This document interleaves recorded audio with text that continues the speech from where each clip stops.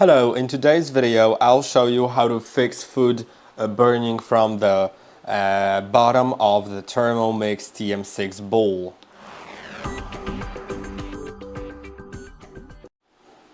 The cause may be either too little liquid or the temperature being too high, but it may also be not enough mixing speed. For some things, you may need to increase the mixing speed and not only set it to the gentle stirring mode, but instead, well, I forgot there's no lid on, but instead set it to maybe 0.5 or 1.0 or even higher, depending on what you want to achieve.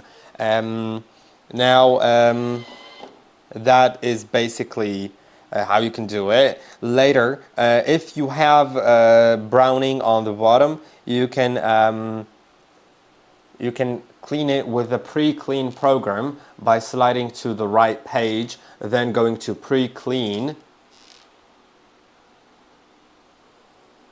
and then you can add about a liter of water into the mixing bowl, and then I would also recommend adding 50 grams of vinegar. Then set the speed to brown bottom and it'll start pre-cleaning. I hope that this video was helpful. Don't forget to like and subscribe, and I'll see you in the next one.